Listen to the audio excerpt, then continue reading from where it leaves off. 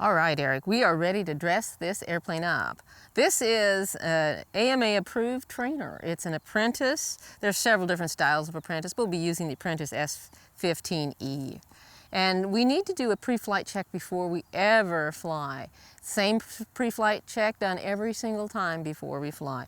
I'll demonstrate, and then I'll ask you to repeat it for me, if you would, please. Alrighty. All right, so we're gonna think in an upside down Nike swoosh. Okay, we're going to work in a very orderly fashion. First thing I'm going to do is reach over. I'm going to check these hubs that have been installed on the aircraft.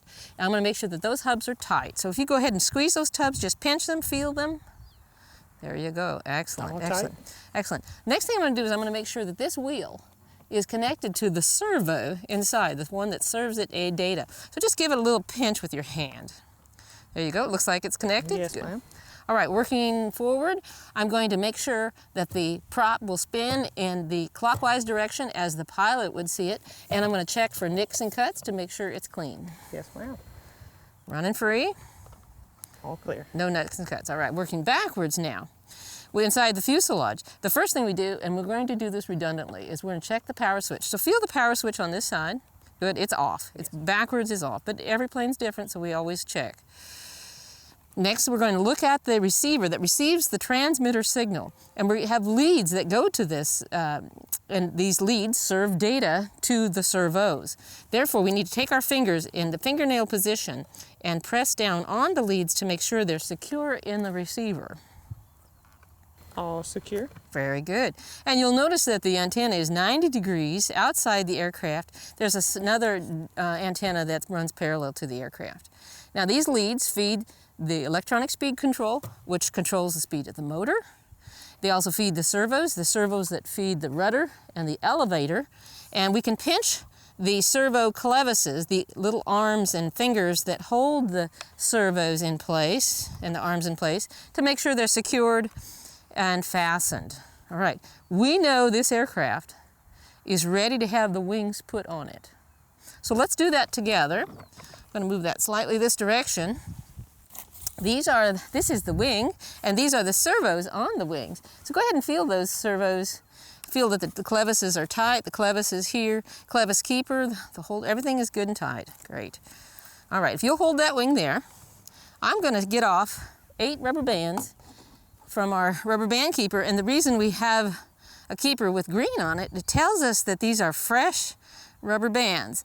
The sunlight will deteriorate the rubber bands quite quickly in the Mississippi heat, so we have to change our rubber bands frequently. I'm going to lay this back now and ask you to pick up a lead. It doesn't matter which aileron lead, these are the ailerons. It doesn't matter which aileron lead you give it to, that you attach it to, but what's important is that you go brown wire to brown wire. Okay. That's the most important consideration here, is that the wiring is similar. All right, I'm just making sure. Okay. Brown wire to brown wire. That's right, you're pressing it hard. Good. Get the other one. Let's attach. Make sure brown wire to brown wire. That's right, and again, it doesn't matter which lead we use. Excellent. Now, before we close the wing up, we'll grab and pinch and hold these together and push them in.